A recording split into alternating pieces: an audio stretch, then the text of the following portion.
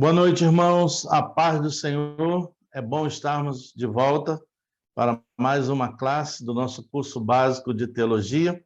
E hoje nós vamos estar estudando sobre o juízo do grande trono branco, conhecido também como o juízo final. Ao terminar a classe de hoje, nós estaremos concluindo todos os assuntos relacionados à parte escatológica, porque nós estudamos o arrebatamento da igreja, a grande tribulação, o milênio, e estudamos sobre os juízos de Deus. E hoje vamos fechar essa parte escatológica estudando sobre o juízo do grande trono branco, também conhecido como juízo final. Então vamos orar a Deus e vamos começar a nossa classe. Já temos 9 pessoas conosco, as outras devem estar chegando por aí, mas vamos orar e pedir a bênção do Senhor para a nossa classe de hoje. Amado eterno Deus, Pai Todo-Poderoso, nós damos graças a Ti por mais essa oportunidade que o Senhor nos concede. Estarmos aqui, Senhor, para juntos estarmos estudando e aprendendo da Tua palavra, como ela mesmo assim nos recomenda, conhecendo e crescendo na graça e no conhecimento. Por isso nós te pedimos, Senhor, abra nossas mentes para que nós possamos entender a Tua palavra. Coloco-me em Tuas mãos, Senhor, para que mais uma vez, pela Tua infinita misericórdia, o Senhor possa nos usar com toda a sabedoria, direcionamento e o guiar do Teu Espírito Santo, para que esta classe seja de bênção para cada um de nós. Venha, Senhor, nos ensinar para aprofundar-nos mais ainda a respeito desse assunto que é a escatologia, que nós aqui temos estudado sobre os eventos finais, Senhor. Por isso nós te pedimos, ó Pai, nos abençoa nesta classe. Eu oro por aqueles que aqui já se encontram e aqueles que estarão se conectando posteriormente, que o Senhor possa abençoar para que todos nós tenhamos um bom proveito desta classe, em nome de Jesus. Amém. Glória a Deus. Bom, irmãos, nós chegamos então ao nosso último tema dessa parte de escatologia. Como já havíamos dito, é a parte que estuda os eventos finais. E hoje nós vamos estudar o juízo do grande trono branco, também conhecido por muitos como o juízo final. Nas classes anteriores, nós estudamos sobre o juízo para a nação de Israel, o juízo para a nação gentílica, estudamos sobre o juízo de Deus contra Satanás e seus demônios, e hoje nós vamos estar estudando sobre o juízo do grande trono branco. E com isso a gente encerra o estudo dessa parte escatológica. Mas o nosso curso básico de teologia não vai parar. A gente vai continuar, porque ainda temos outros assuntos para estar estudando com os irmãos.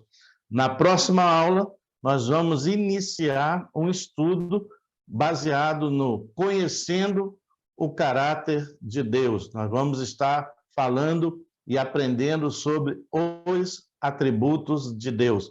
Então, a nossa classe no curso básico de teologia, ela não termina hoje, né? Nós vamos terminar apenas a parte escatológica, mas vamos dar continuidade. E na próxima terça-feira a gente já entra num tema novo, que é os atributos de Deus, ok? Então vamos lá. Juízo do grande trono branco. O que significa?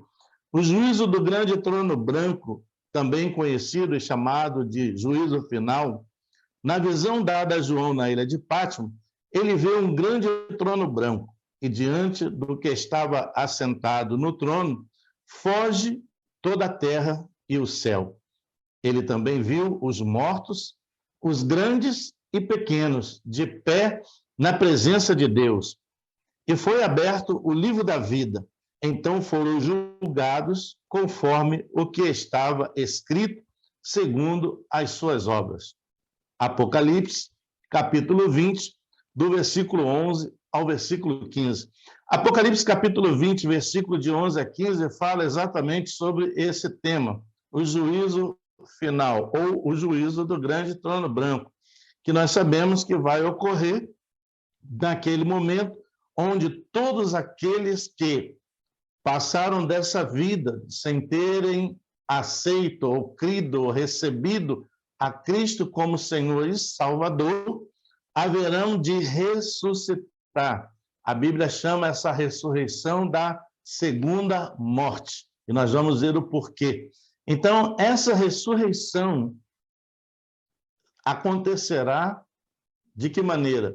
Todas aquelas pessoas que durante a sua vida passaram pela terra e não receberam a Cristo como seu Salvador, e assim como aqueles que aceitaram a Jesus também morreram, estarão reservadas para essa segunda ressurreição. Por quê? Porque a primeira ressurreição ocorrerá com a ressurreição daqueles que partiram com a fé em Cristo quando a igreja for arrebatada. Lá na carta de Paulo em Tessalonicenses, Paulo explica sobre isso, que na vinda do Senhor Jesus, aqueles que morreram em Cristo ressuscitarão e irão à presença do Senhor.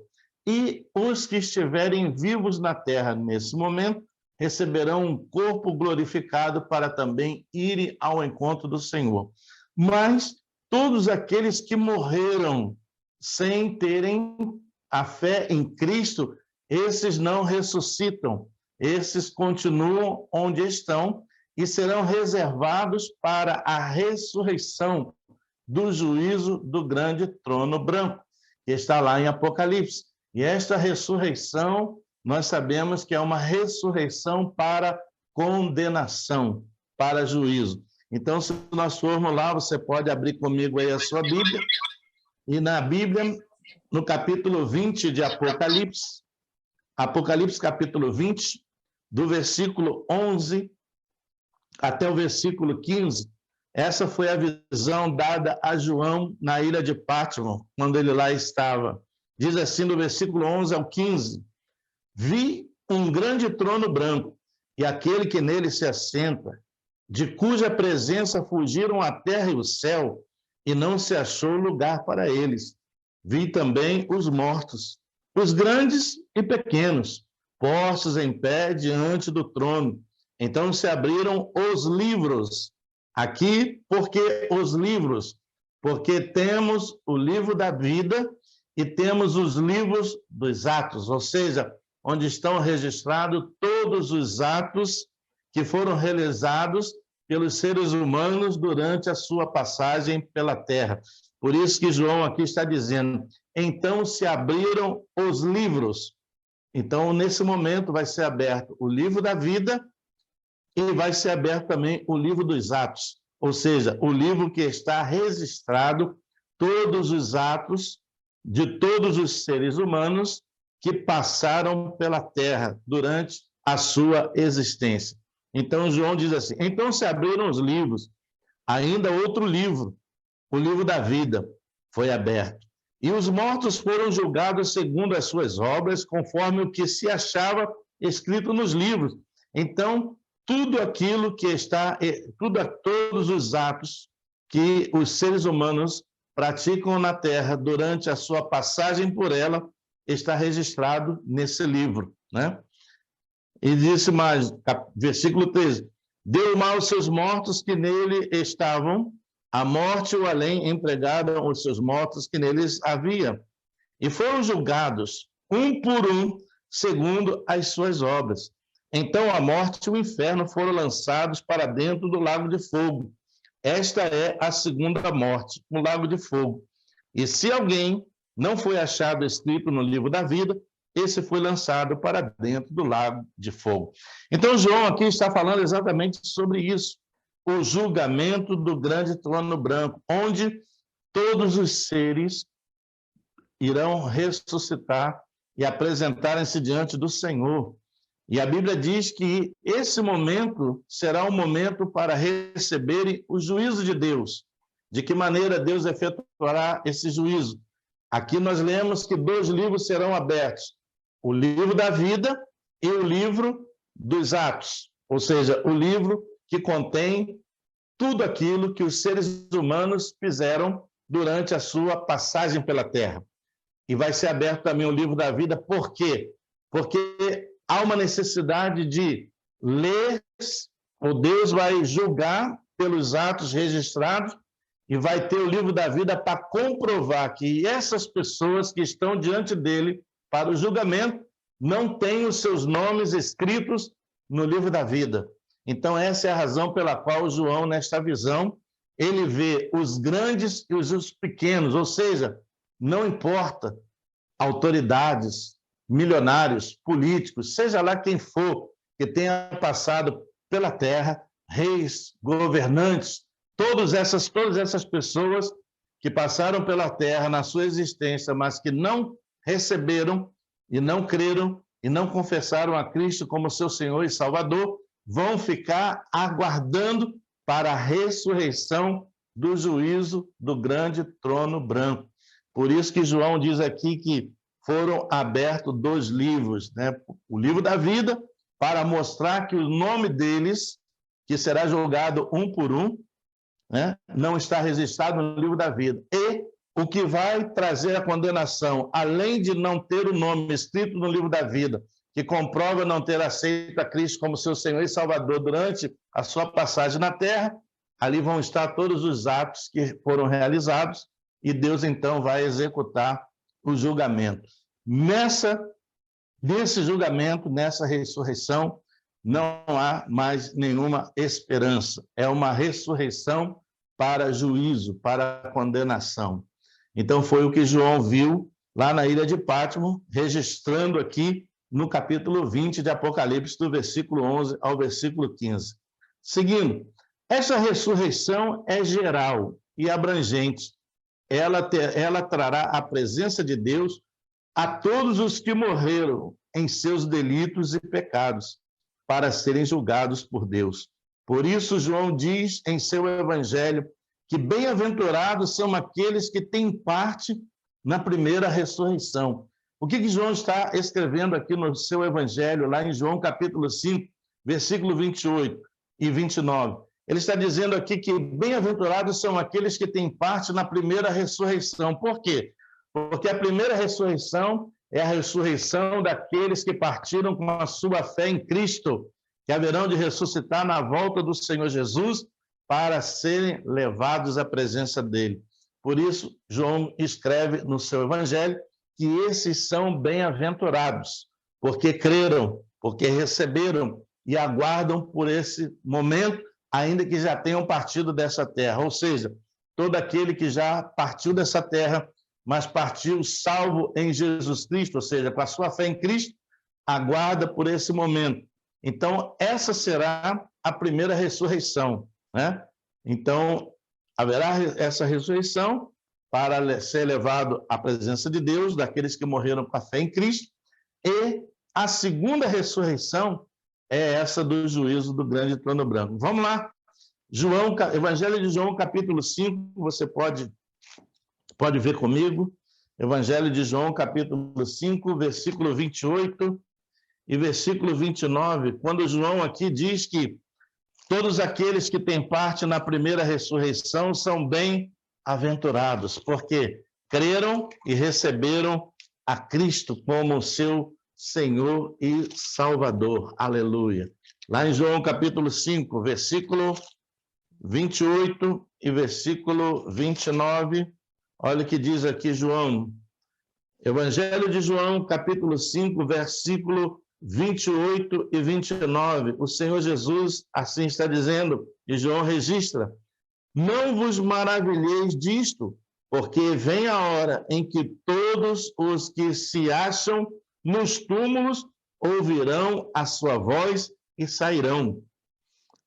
Versículo 29. Os que tiverem feito bem para a ressurreição da vida, e os que tiverem praticado mal para a ressurreição do juízo.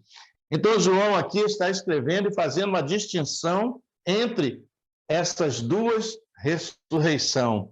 A primeira é para os bem-aventurados, que passaram por essa terra e receberam o evangelho de Cristo, crendo nele como seu único e suficiente Salvador, para terem seus pecados perdoados e alcançarem a vida eterna. Mas ele também cita aqui no versículo 29, que na segunda ressurreição haverão de ressuscitar quem? Aqueles que praticaram o mal, e haverão de ressuscitar para juízo, né? Então, é isso que distingue uma ressurreição da outra. Uma ocorre para que aqueles que partiram com a fé em Cristo possam ressuscitar e ir à presença de Deus. E a segunda ressurreição, essa vai ser para juízo e condenação. Vamos lá. Os que vão comparecer nesse juízo, que a Bíblia os identifica como mortos, não apenas no sentido físico, mas também no sentido espiritual. Quando convocados por Deus para este juízo, a ressurreição dos que morreram com a fé em Cristo já ocorreu com o arrebatamento da igreja. Então, quando o Senhor chamar esses para essa segunda ressurreição, aqueles que já morreram em Cristo já foram ressuscitados durante o arrebatamento. De maneira que este juízo é para determinar o destino eterno dessas pessoas que decidiram viver na incredulidade, evidenciadas por suas obras, sendo então enviadas à condenação eterna. Por isso serão abertos os livros onde estão registradas todas as suas maldades, e também o livro da vida, para comprovar que nunca receberam a Cristo como seu Salvador. Tem muita gente hoje brincando, achando que nós estamos diante de um púlpito, pregando a palavra, o evangelho, para a salvação de todo aquele que crê, e as pessoas conseguem não acreditar na palavra de Deus. Elas parecem que pensam que isso não vai acontecer, e está registrado nas Escrituras Sagradas. A passagem do ser humano pela terra é a única oportunidade que ele tem de se reconciliar com Deus para voltar ao estado de eternidade por meio de Cristo. Porque se partir da terra sem Jesus, não há mais jeito, não há mais esperança. Esquece esse procedimento de algumas religiões de orar por mortos, de pagar indulgência. Isso não existe. Após a passagem pela terra, a Bíblia diz, morrendo o homem morre uma só vez, e depois disso o juízo. Então, Deus tem nos dado oportunidade de nos reconciliar com Ele, através de Cristo, mediante a pregação do Evangelho. Mas as pessoas ainda mantêm os seus corações endurecidos na incredulidade e na prática do pecado em que estão vivendo. Mas a Bíblia é bem clara em afirmar para nós que essas pessoas, se partirem dessa existência, sem aceitar a Cristo como seu Salvador, após a morte física, aguardarão para o juízo do grande trono branco, para que sejam julgadas e condenadas. Não há mais nenhuma esperança para elas, né? Se nós formos lá no Evangelho de João, capítulo 3, a partir do verso 16, João aqui está dizendo exatamente isso. A missão de Jesus ao vir à Terra veio pela vontade soberana de Deus, para dar ao homem a oportunidade de salvação. Então, João, escrevendo o seu Evangelho no capítulo 3, a partir do verso 16 até o verso 21, ele diz assim: porque Deus amou ao mundo de tal maneira que deu o seu Filho unigênito, para que todo o que nele crê não pereça, mas tenha vida eterna.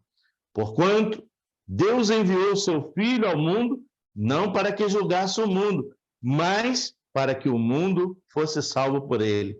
Quem nele crê não é julgado. O que não crê já está julgado, porquanto não crê no nome do unigênito Filho de Deus.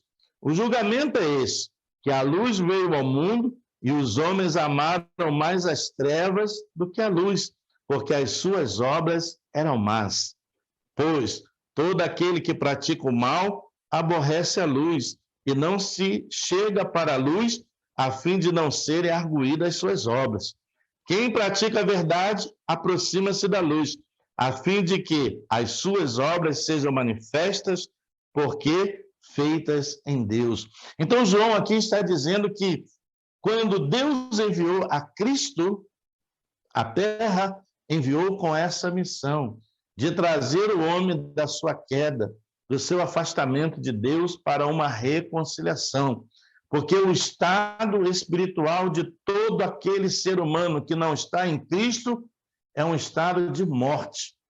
Ainda que não seja uma morte física, mas é uma morte espiritual. Porque o pecado separa o homem da comunhão com Deus. O pecado e a prática e a vivência no pecado já traz antecipadamente um estado de morte e de condenação. É o que João está dizendo aqui. Quem não crê já está julgado, ou seja, então isso João está escrevendo para quê? Para alertar aos seres humanos que se não houver um arrependimento, abandono de pecado, confissão em Cristo, para alcançar a vida eterna nele, se passarem desta vida sem terem aceito a Cristo, irão aguardar pela segunda ressurreição. E a segunda ressurreição é o tema do nosso estudo, é o juízo do grande trono branco, onde serão apresentados a Deus para serem julgados pelos seus atos, pelas suas incredulidades, pela sua permanência no pecado, pela sua rebeldia de não aceitar a salvação por meio de Cristo, o Filho de Deus. Então, essas pessoas serão apresentadas a Deus, se abrirão os livros das obras onde estão registrados todos os atos que os seres humanos praticaram durante a sua passagem pela Terra. E o livro da vida, para quê? Para constatar, para provar que o nome deles não está no livro da vida. Portanto, para ficar comprovado que nunca aceitaram a Jesus como seu Senhor e Salvador.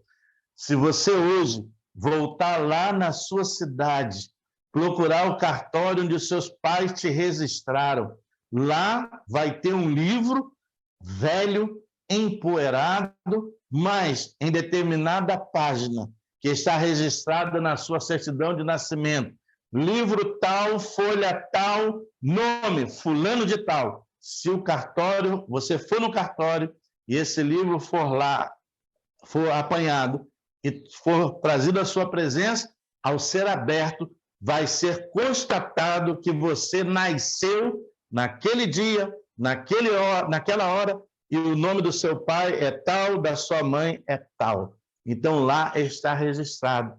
Da mesma forma como nós somos registrados, quando nascemos nessa terra, a nossa existência, a nossa passagem também será registrada por Deus neste outro livro.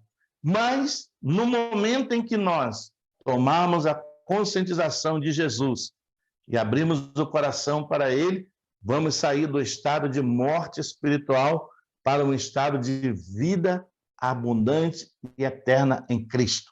E aí, então, é o que a Bíblia diz, o novo nascimento. Então, eu vou estar nascendo de novo. De que maneira? Deus vai me registrar no livro da vida, para que naquele dia, ao ser aberto o livro, eu vou estar lá, com o meu nome escrito, como o seu também. Então, é isso que João está explicando. Necessário é ser parte da primeira ressurreição, ok? Seguindo, porque o dom gratuito de Deus é a vida eterna, mas a Bíblia também diz que o salário por escolher viver no pecado é a morte. Se nós formos na carta de Paulo, em Romanos, capítulo 6, versículo 23, olha o que Paulo está aí explicando sobre o pago, o salário, o que as pessoas receberão por insistirem em viver na prática do pecado.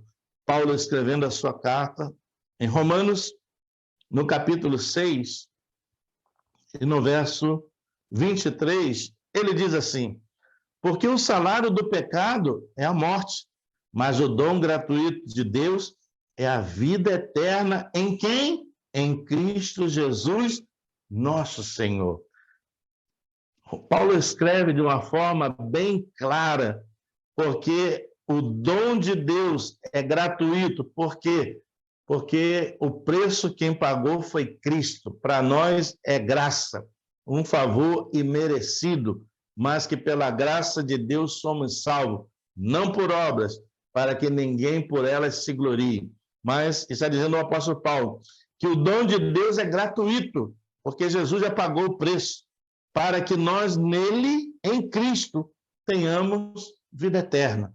Mas aqueles que ainda insistem em viverem na prática do pecado, nas suas iniquidades, se não se converterem, se não se arrependerem e aceitarem a Jesus como seu Salvador e passarem desta vida, irão estar ali aguardando pela segunda ressurreição, né? Então, o salário do pecado é a morte.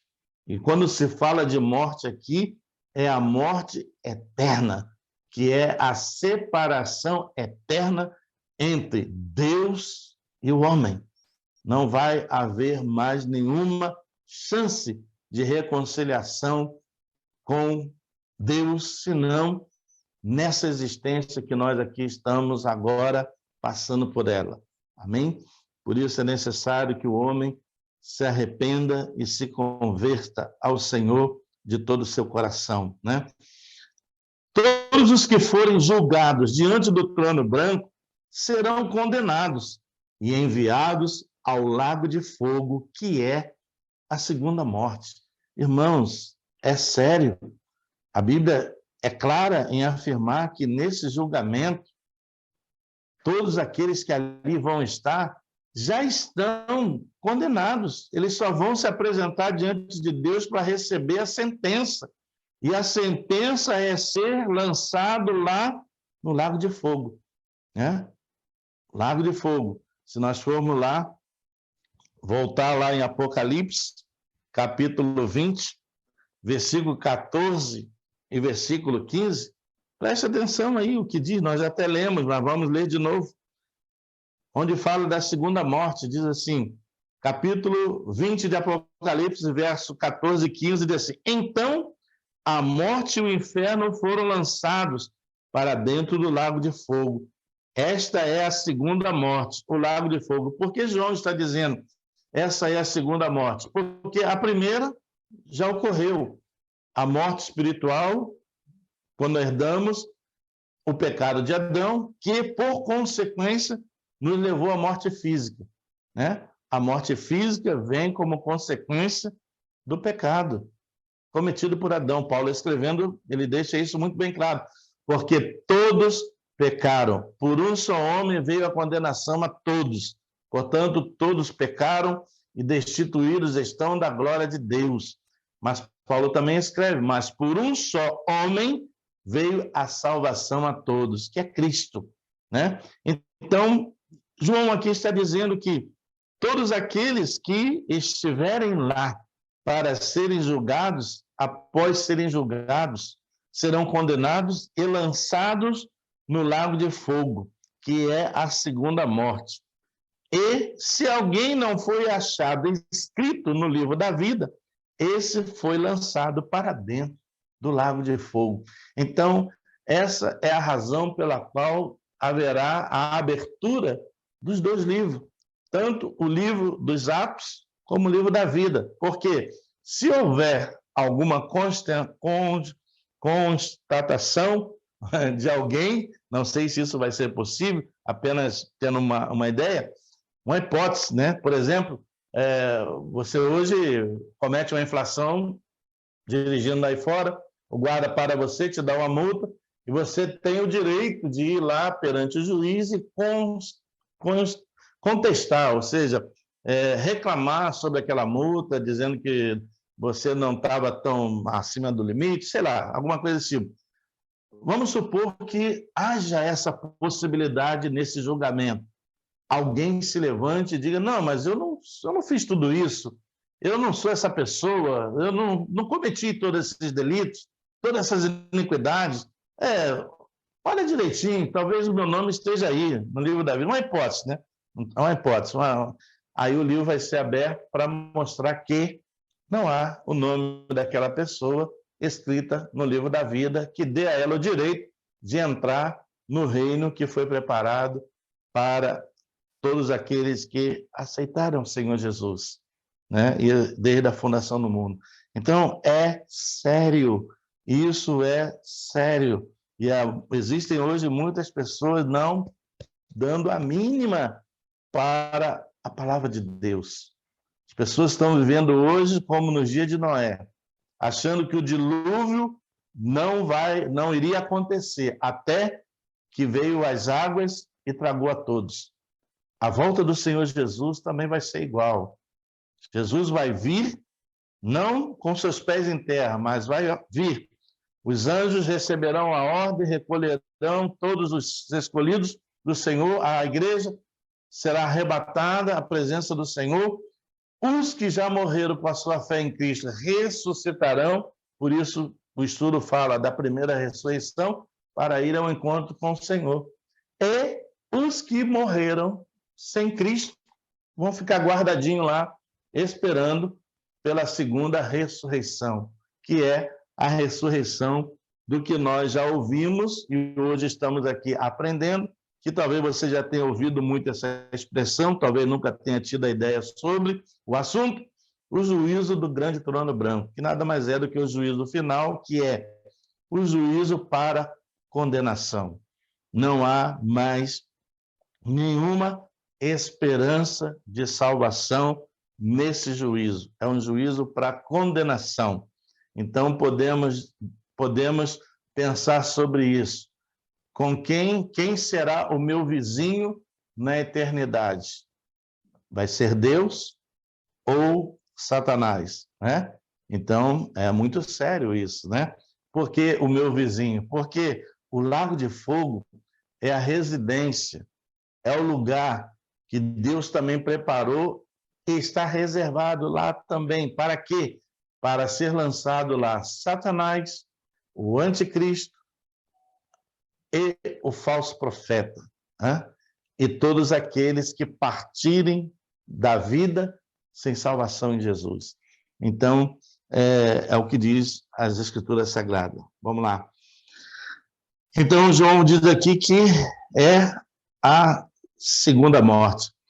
A primeira morte que o homem experimenta é a morte espiritual, sofrida pelo pecado de Adão e Eva, quando eles então foram expulsos por Deus do paraíso que Deus para eles tinha preparado, afastados da comunhão com Deus, como consequência do pecado, a morte veio a todos os homens. Então, aquela advertência que Deus deu a Adão, quando o colocou no Jardim do Éden, dizendo para ele, olha, de tudo que eu criei, de todos os frutos das árvores, poderás comer livremente, mas da árvore que está no meio, no centro do paraíso dela, não comereis, porque o dia em que dela comeres, certamente morrerás.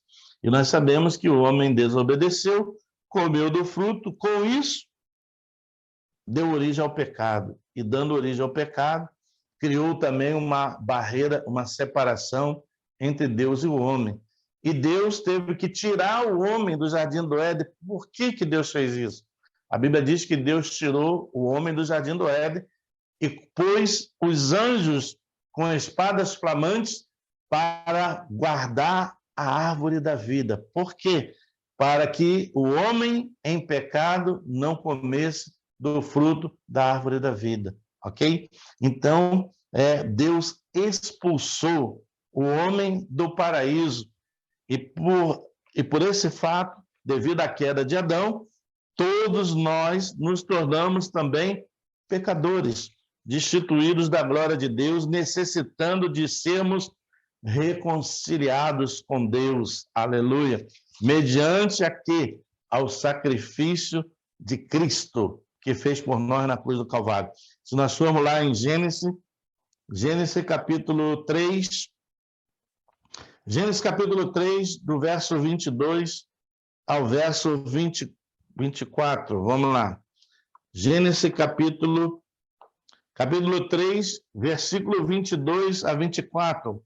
Aqui fala quando Deus expulsou o homem do jardim do paraíso, ou seja, do paraíso, do jardim do Éden, o paraíso, lugar que Deus havia preparado para que eles vivessem em harmonia, em comunhão com Deus, mas que, ao escolherem pecar, tiveram como punição, né, o pecado e a morte e também a separação entre o homem e Deus. Versículo 22 do capítulo 3 de Gênesis diz assim: Então disse o Senhor Deus, eis que o homem se tornou como um de nós, conhecedor do bem e do mal. Assim que não estenda a mão e tome também da árvore da vida e coma, e viva eternamente. O Senhor Deus, por isso, o lançou fora do jardim do Éden, a fim de lavrar a terra de que fora tomado. E expulso o homem, colocou querubins ao oriente do jardim do Éden, e o refugi de uma espada que se revolvia para guardar o caminho da árvore da vida. Então, você veja que Deus não só expulsou o homem do jardim, como ele colocou anjos, né? Como diz aqui a palavra. Ele colocou querubins ao oriente do jardim do Éden e o refugi de uma espada que se revolvia. Eu creio que seria como se movia ao redor daquela área para guardar o caminho da árvore da vida. Então, tudo aquilo de bom, de maravilhoso que Deus criou para o homem pôs a perder quando escolheu desobedecer a Deus. E essa desobediência deu origem ao pecado e, por esse fato, todos nós nos tornamos pecadores, necessitando agora de uma reconciliação, como Paulo diz, né? Que nós estávamos mortos em nossos delitos e pecados, ele está se referindo à morte espiritual, mas que por meio de Cristo nós fomos, por ele, Cristo, reconciliados com Deus. Porque Paulo diz lá que, através de Jesus, a barreira da inimizade entre nós e Deus é destruída. Por isso, o ser humano precisa aceitar Jesus, para que a barreira da inimizade que o separa de Deus seja destruída. E agora, em Cristo, ele seja reconciliado com Deus. E através da sua caminhada cristã, crescendo na graça e no conhecimento a cada dia, né, servindo ao Senhor, aleluia, nós possamos chegar àquele grande momento onde nós vamos, como diz a palavra, conhecer a Ele como Ele verdadeiramente o é. Contemplaremos o Senhor face a face. Querido, essa é a razão pela qual o diabo luta contra nós de todas as suas forças para nos impedir, para nos desanimar, nos esfriar na fé e fazer com que você desista de seguir o caminho da salvação, porque ele sabe o que está reservado para nós, porque ele já viveu lá, ele já esteve lá, mas lá nunca mais ele vai estar. Mas eu e você sim, por meio de Cristo, ok? Portanto, querido, permaneça firme no Senhor. Permaneça firme.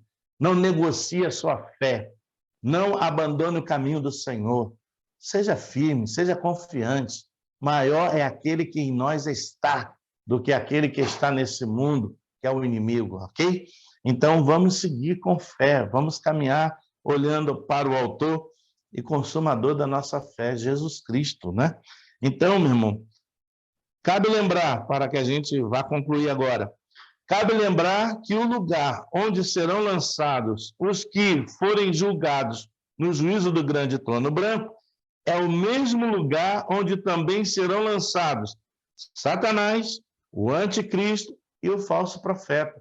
Então, o lago de fogo é o mesmo lugar onde Satanás, o falso profeta, né, como diz aqui, e o anticristo também serão lançados. Junto com quem? Com todos aqueles que tiverem parte na segunda ressurreição. E haverão de se apresentar ante a Deus no juízo do grande trono branco. Como João escreveu, grandes e pequenos, autoridades, reis, pessoas famosas, todos aqueles que já passaram por essa terra, cientistas, né? Tantas pessoas que já passaram por essa terra, mas que rejeitaram a oportunidade de salvação em Jesus, vão estar lá, diante da presença de Deus, no julgamento do grande trono branco. Para quê? Para serem julgados segundo os seus feitos e receberem a sentença da condenação, e lançados no lago de fogo, junto com Satanás, o anticristo e o falso profeta. E se nós formos lá, novamente, no livro de Apocalipse, no capítulo 20, não fique você pensando, poxa, o pastor está me botando temor, o pastor está me botando medo, e eu tenho que me acertar. Não, acertar com Jesus você tem que se acertar mesmo, né? Aleluia. Mas eu estou dizendo para você o que diz aqui a palavra, né? Que esse lugar será a residência. Por isso eu estava dizendo, você tem que escolher quem vai ser o seu vizinho, né? Ou Deus, ou esses companheiros aí, né? Então vamos permanecer firme na fé. E aqueles que ainda não tomaram a decisão, que o tomem enquanto Deus tem dado tempo. Por isso que a Bíblia é bem clara em dizer, o dia da salvação é hoje. Eu estava assistindo ontem ao noticiário. Que notícia triste. Quando eu dobrei o joelho ontem à noite para orar, orei por essa família. Que coisa triste.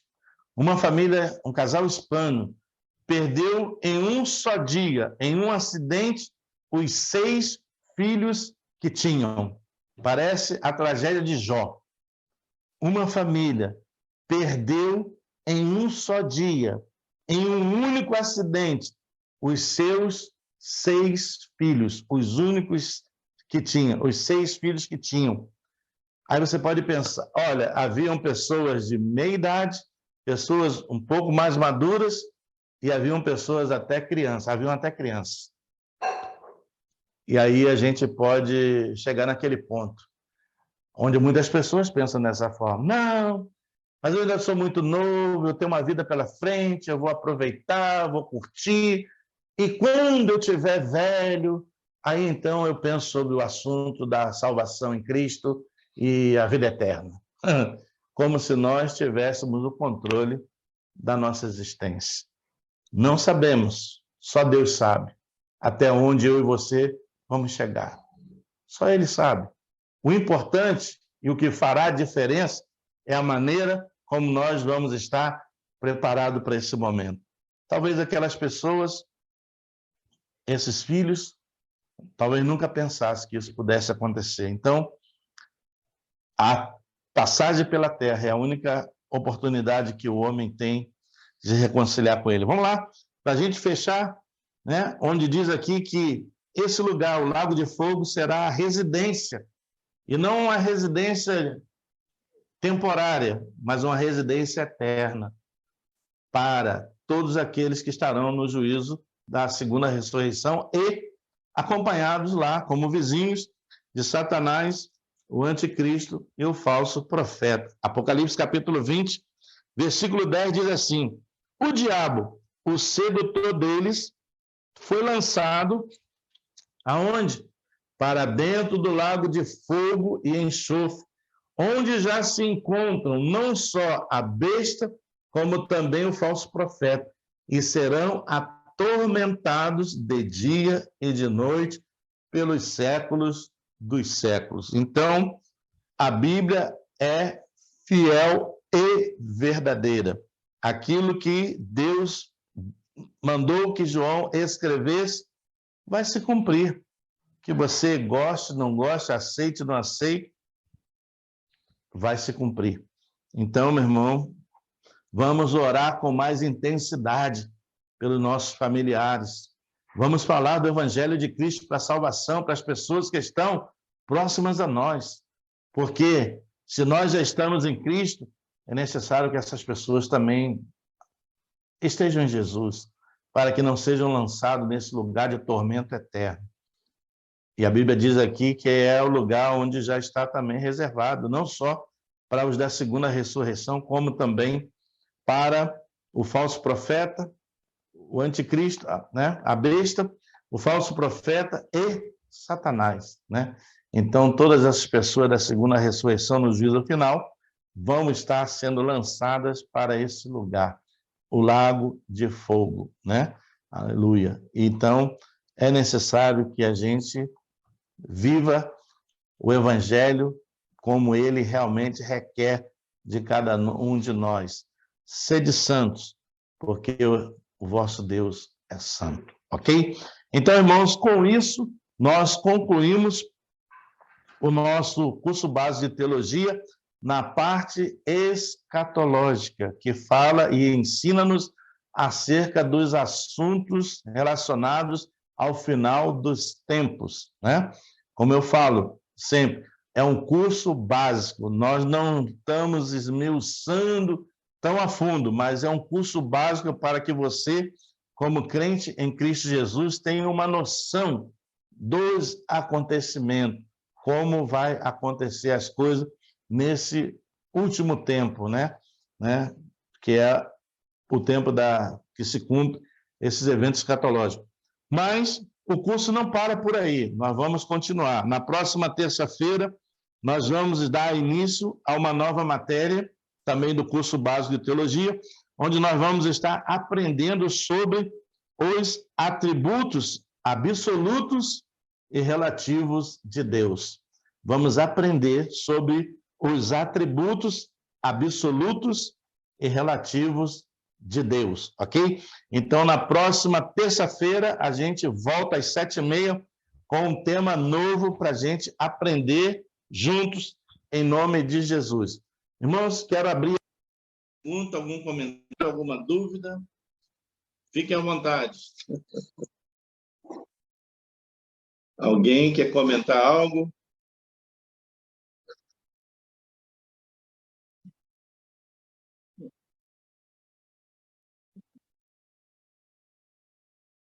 Quem quer falar alguma coisa, acrescentar algo?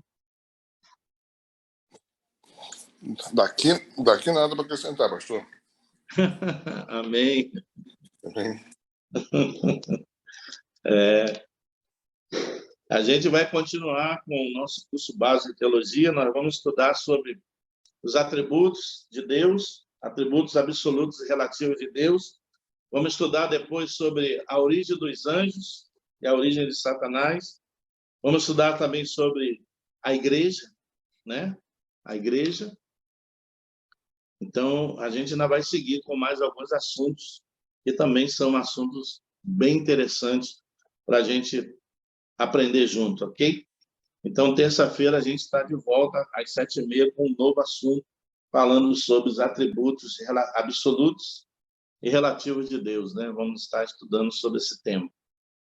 Alguém para comentar, perguntar, tirar dúvida, algo que não ficou bem claro? Pastor. Oi? Orminda. Diga-me. Ok. Então, o juízo final e o juízo do grande trono branco, né, a mesma coisa, só com dois títulos, Sim. seriam para pessoas não crentes, todas as eras, começando desde Gênesis até quem tiver aqui passado já pela tribulação, toda essa coisa. E eu tenho sempre comigo assim, que Deus é justo, é uma coisa que é dos atributos que nós vamos ouvir na próxima semana, né? Que Deus é justo. Comigo, assim, no fundo assim, do meu coração, eu penso, porque ainda mais agora que eu estou estudando tanto a Bíblia, a parte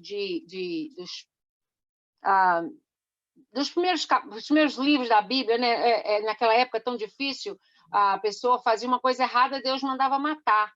Era tipo assim, naquele mesmo dia ou no dia seguinte. Já vai morrer, já era, né?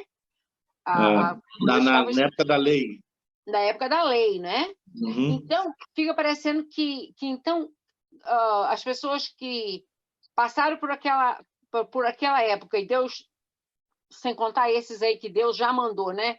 Não, você vai morrer por causa disso. Você fez uma coisa errada. Igual hoje eu estava em Números 25, lá, 26, estava falando de uns que foram adorar um falso Deus porque estavam se envolvendo com as moabitas e tal. Ah, sim, sim. Então, esses aí eu entendo. E aqueles, então, que Deus deixou assim, eles não morreram, morreram de morte natural, vamos chamar assim, né? Aí eles vão entrar em um certo juízo. Então, esse juízo já seria, ou eles vão ser chamados para o juízo final, e aí já é condenação, ou eles seriam, com o nome deles já estariam escritos no livro da vida, e aí eles vão ser salvos. Não, o que acontece é o seguinte, a gente tem que entender que durante todo o tempo, Deus tratou com a humanidade por dispensações, né? Então, por isso a Bíblia mostra que Deus usou a lei, usou os profetas. Então, como Deus fazia? Deus usava os profetas para falar ao povo e anunciar a transgressão do povo, para que o povo fizesse com ele um conserto. Deus sempre dava a oportunidade à humanidade para que a humanidade se consertasse com ele, né? Mas a gente sabe que nem todos ouviam a voz do profeta, pelo contrário, muitos profetas, por serem usados por Deus para trazer uma palavra de recriminação às atitudes do povo, eram ameaçados de morte, eram apedrejados dessa forma. Então, o povo sempre foi meio rebelde com relação a se ter um conserto com Deus. E essas pessoas realmente se partiram na desobediência com Deus, né? sem servir ao Senhor, porque desde o princípio Deus estabeleceu lá a maneira de servir a Ele, né? Quando Ele deu os mandamentos a Moisés, né? Não farás para ti imagem de escultura, adorarás somente, não roubarás, não matarás. Ou seja, Deus estabeleceu um padrão para que o homem pudesse ter comunhão com Ele, né? E havia também os sacrifícios para a remissão dos pecados que eram feitos pelos sacerdotes, mas Deus olhou e viu que esses sacrifícios não eram suficientes para transformar o homem no seu interior, porque o homem precisa ser transformado no seu caráter, na sua maneira de ser, de agir, né? Então, o que Deus fez?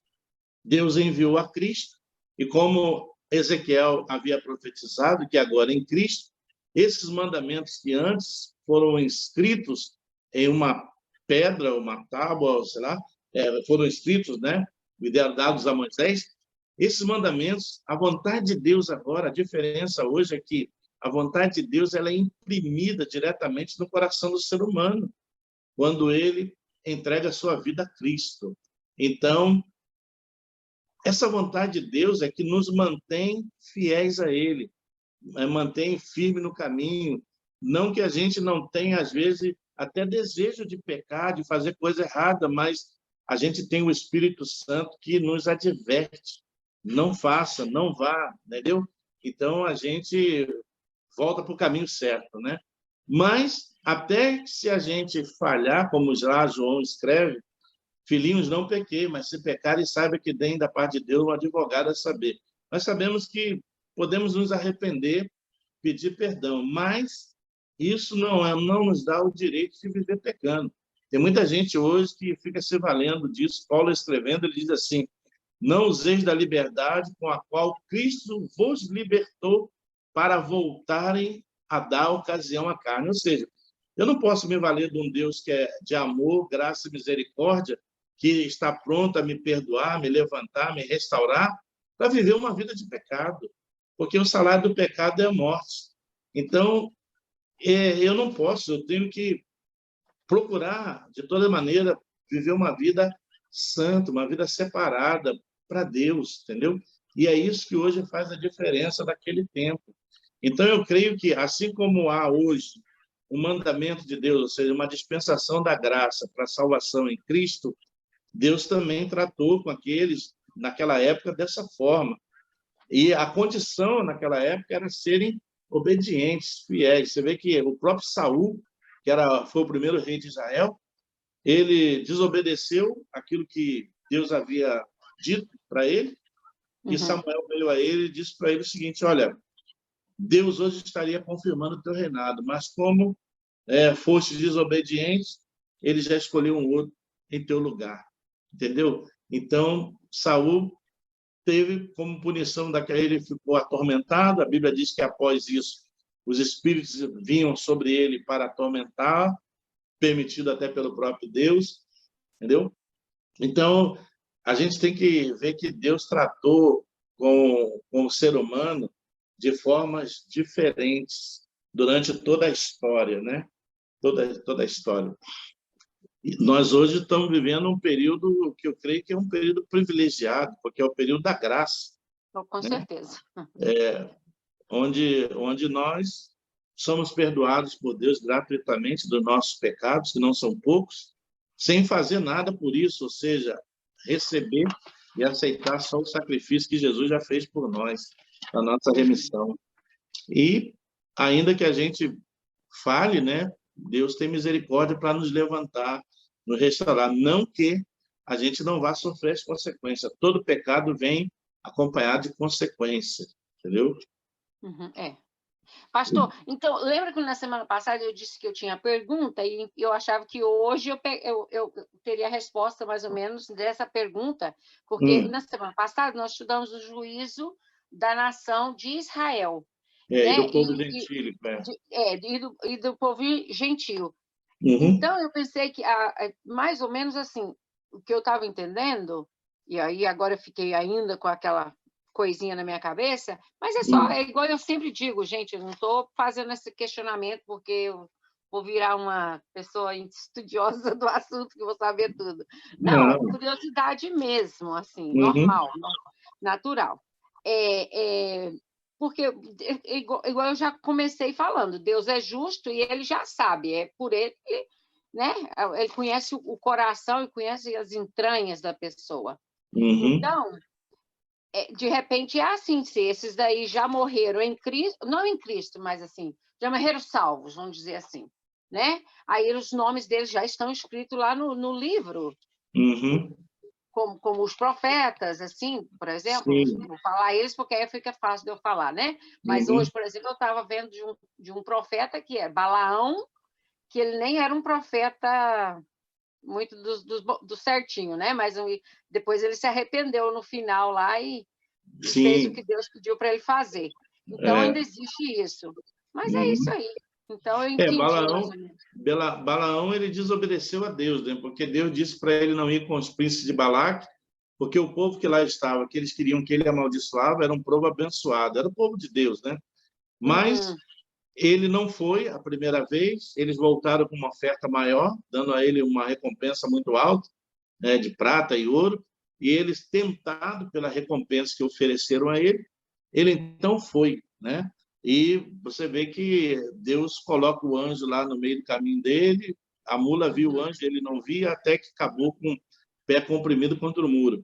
Então, isso mostra para nós que, ainda que nós queiramos desobedecer e ir numa direção que Deus não quer que a gente vá, ele até permite. Agora, nós vamos pagar o preço pela nossa desobediência. Foi o que aconteceu com Balaão, foi o que aconteceu com Jonas, né?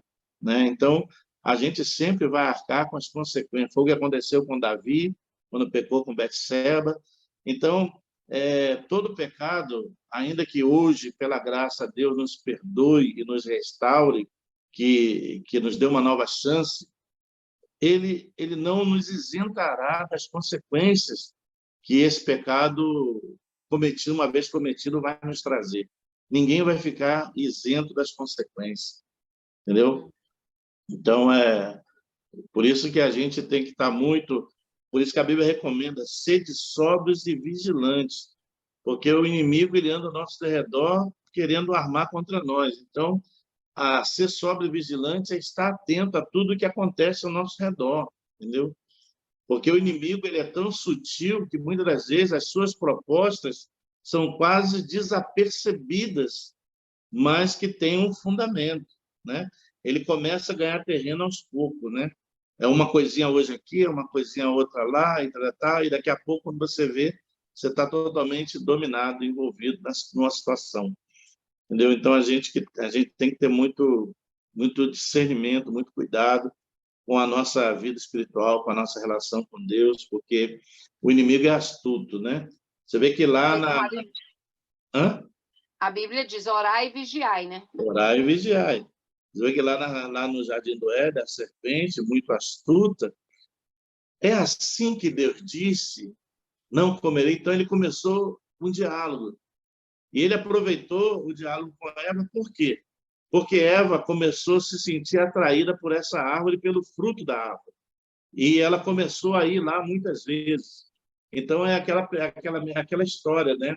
É igual aconteceu com Sansão e Dalila, né? Ele começou a brincar com o pecado, se expor a uma situação. Então, se tu me amarrar com cordas que nunca foram usadas, eu não conseguirei me livrar. E começou a brincar. E a maioria das pessoas que hoje caem em uma situação de pecado é que elas começam a brincar com o pecado, achando que são tão fortes que não vão cair. É aí que o diabo consegue derrubar a pessoa, entendeu? Porque forte só o Senhor. Nós podemos tudo nele. Sem ele, não somos nada, entendeu? Então, tem muita gente hoje brincando com o pecado. Tem muita gente hoje que, eu estou vivendo essa vida errada, estou traindo minha mulher, estou traindo meu marido, estou fazendo isso, fazendo aquilo, mas daqui a pouco eu me acerto. Esse daqui a pouco, o problema é que esse daqui a pouco ninguém sabe a hora que chega. Esse é o problema. Esse é o problema. Ninguém sabe a hora que esse daqui a pouco chega. E se o daqui a pouco chegar e você não tivesse consertado com Deus, estiver vivendo no pecado, na desobediência, é complicado. É complicado, né? Por isso que, hoje em dia, a gente está vivendo hoje, na verdade, aquilo que Paulo advertiu a Timóteo quando escreveu a Timóteo, dizendo: Timóteo, haverão dias difíceis, onde os homens se tornarão egoístas, avarentos, jactanciosos, amantes de si mesmos, mas amigos dos prazeres, tornando-se, por isso, inimigos de Deus. E hoje parece que a gente está vivendo esse tempo. As pessoas elas estão se deixando levar tanto por esse mundo e pelas coisas que o mundo oferece, que estão desprezando as bênçãos de Deus na eternidade. Estão vivendo o dia de hoje como se a vida consistisse só nessa pequena e breve passagem que Deus nos dá a oportunidade de viver nessa terra. Então, tem muita gente vivendo assim, achando: isso aí não vai acontecer, eu já ouvi falar de Jesus, que ia voltar, que a igreja ia ser arrebatada, a igreja ainda está aí, o evangelho está sendo pregado, mas uma hora vem, uma hora chega. Uma hora chega. E como muitos usam também falar, como se diz assim, falar assim que, você viu fulano de tal, ele fez isso, dando um exemplo, né? E fala, porque uma pessoa fez uma coisa errada, e fala, não aconteceu nada com ele, agora ele está melhor de vida. Eu já ouvi uma história dessa assim. Mas essa é muito legal. Eu gosto que o pastor já vai entrar em outros temas, já nos deu aqui a lista de temas, são muito bons. Mas o Salmo 37, ele explica isso, ele diz assim: não tem inveja daqueles que prosperam no caminho da iniquidade.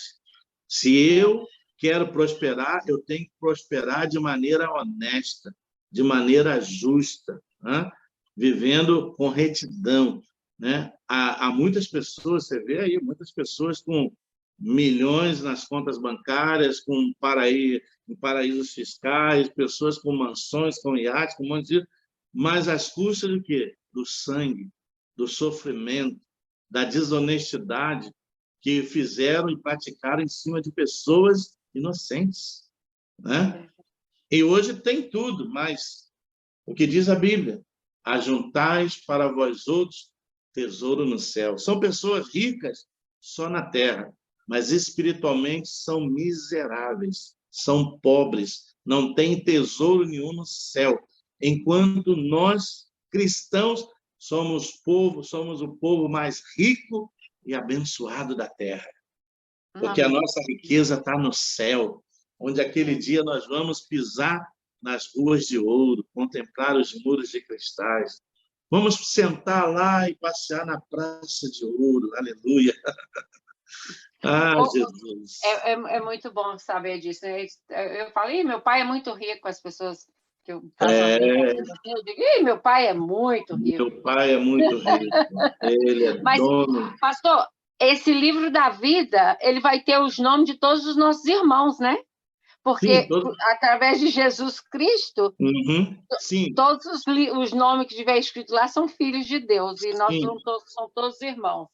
Por exemplo, por que a Bíblia fala aqui no Apocalipse que nós lemos sobre a primeira e a segunda ressurreição? Porque a única ressurreição que teve como fim apresentar-se diante de Deus foi Cristo. Paulo, escrevendo, ele diz que Cristo é as primícias da ressurreição, ou seja, todos os que morreram, e ainda no Antigo Testamento, e depois no ministério de Jesus, e foram ressuscitados, voltaram a morrer, né? Mas Jesus foi o único que morreu e ressuscitou e foi ao céu, à presença do Pai, e está sentado à direita dele.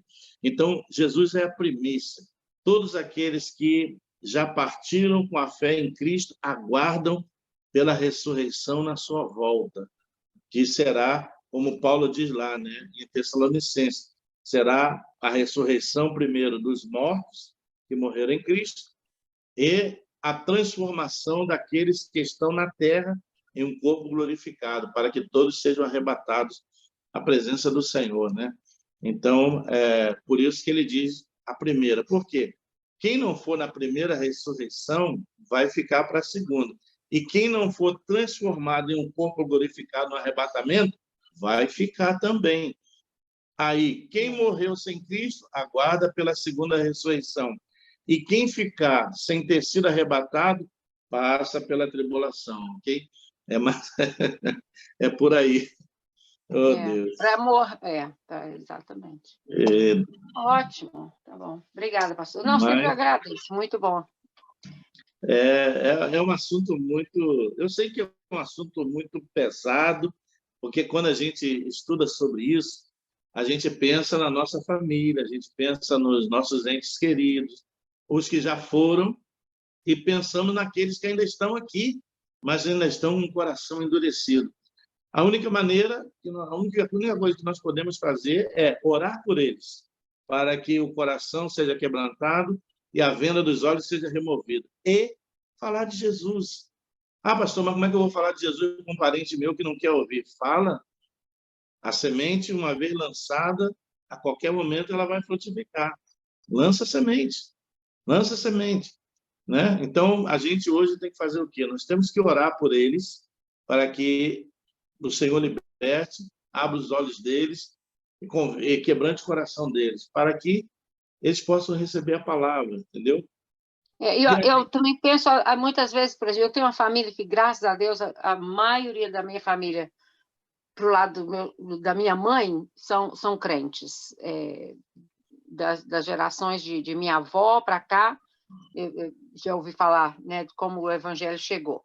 Mas tem o lado do meu pai, que eu já não sei tanto da história, e uns que às vezes a gente nem tem relacionamento, então orar para que o evangelho chegue neles, se não é através de mim, através de alguém.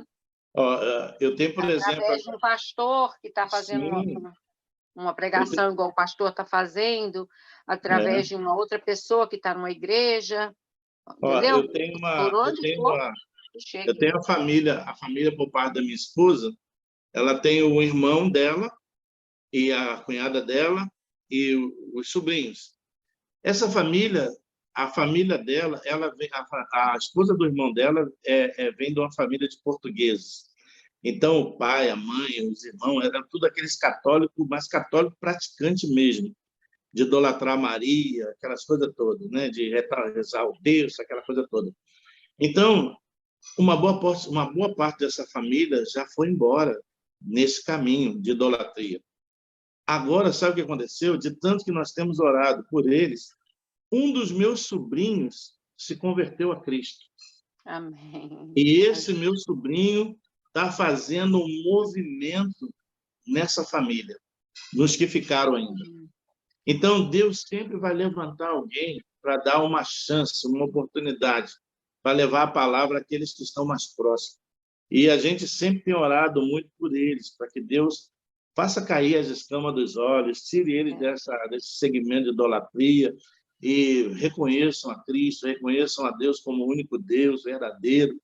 E esse meu sobrinho, ele está sendo usado por Deus para fazer essa revolução nessa família que ainda resta. Isso. Né? Que bom, é muito bom ouvir isso. Então, eu também tenho, por exemplo, uns primos que, por morar aqui nos Estados Unidos há tantos anos, né, mais de 30 agora, desde a minha juventude, que eu nunca mais os vi, mesmo quando eu voltei ao Brasil, nunca mais os vi. Eu não sei exatamente se estão, né, dentro de uma igreja, então isso também eu oro por eles também. Uhum. E a gente não sabe, né? Pode estar com Deus e pode não estar. A gente não sabe. A gente tem que orar por eles para que Deus tenha misericórdia, né? Para que possa alcançar. Nós temos vários irmãos, por exemplo, eu mesmo, meus 2 filhos foram nascidos e criados na igreja, foram apresentados ao Senhor logo assim nos primeiros meses que nasceram, mas depois que foram de volta para o Brasil, estão afastados. Já a gente cansa de falar, a gente ora por eles, já foram à igreja, já visitaram alguma igreja, mas uma é por isso, a outra é por aquilo, a outra é porque não sei o quê. Eu falei, meu filho, por favor, não olhe para o homem, olhe para Deus, olhe para o Senhor. Você não está ali para servir a homem, você está ali para servir a Deus. Você precisa colocar a sua casa na presença de Deus, a sua família. Você agora tem 2 filhos pequenos, você tem que ensinar eles no caminho do Senhor. Irmã, pastor, fala para eles, pastor, se nenhuma igreja serve para eles, eles comecem uma. Pois é. Então aí ele chama quem vai servir ali, ó. Pois eu e minha esposa, a gente está sempre falando, sempre orando por eles. Então, chegaram no Brasil, entraram no comodismo, no esfriamento. A gente, quando esteve lá, a gente conseguiu levá-los a alguns cultos, a algumas igrejas, né? Mas sempre, porque isso, porque aquilo, porque aquilo outro, sempre uma dificuldade, né? Então, irmã, eu falo, minha esposa fala, a gente ora por eles e pede a Deus para ter misericórdia, mas eu, quando cheguei no Brasil, eu encontrei vários filhos de pastores hoje afastados do Evangelho. Eu e o irmão Neander, que já somos mais velhinhos aqui de Houston, a gente estava comentando, faz já um bom tempo que a gente falou isso. Que nós conhecemos as crianças de Houston, que agora estão aí com seus 25, 30 anos. Tudo fora da igreja. A maioria não está em eu, quando cheguei aqui, encontrei na igreja os filhos do Sérgio Dores, encontrei os filhos do pastor Nasce, entendeu? Encontrei os filhos da irmã Nete, encontrei vários adolescentes, jovens que faziam parte da igreja, estavam envolvidos em ministério de louvor da igreja. Irmã, hoje estão todos afastados do caminho do Senhor.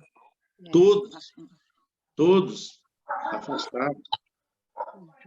Então, a gente tem que orar, a gente tem que falar da palavra, mas não somos nós que fazemos a obra. A Bíblia diz, não por força nem por violência, mas pelo Espírito Santo, e clamar ao Espírito Santo para ver se toca no coração desse povo, para ver se desperta esse povo, né, enquanto há tempo, né?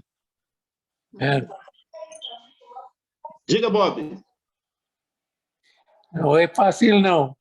Não é fácil. Mas vale a pena falar. Sim, tem que falar, tem que estar ali, ó. O Bob é um bom exemplo, viu, Bob? Ó, boa família, bom exemplo aí. Fácil não é, não. Não é. Ontem eu estava falando com meu filho, eu e minha esposa estava falando com meu filho e minha nora, e meus netos estavam lá, os 2, né? E aí, o meu filho, ele conhece um monte de musiquinha que cantava na escola dominical quando ele era criança. Ele começou a ensinar essas musiquinhas para minha neta. Ela já está cantando alguma das musiquinhas que ele aprendeu. Aí, um dia desse, a minha nora foi no culto de uma igreja, levada por uma senhora que trabalhou na casa dela. Aí levou eles na igreja, ela na igreja para as crianças. E a minha netinha já voltou de lá cantando algumas musiquinhas que aprendeu. Então, a gente hoje estava falando com ela, Naís, mesmo que ele não queira ir, vai você, pega as crianças e vai na casa do Senhor, vai servir a Deus, vai na presença e ora por ele, para que Deus faça a obra na vida dele, entendeu? Mas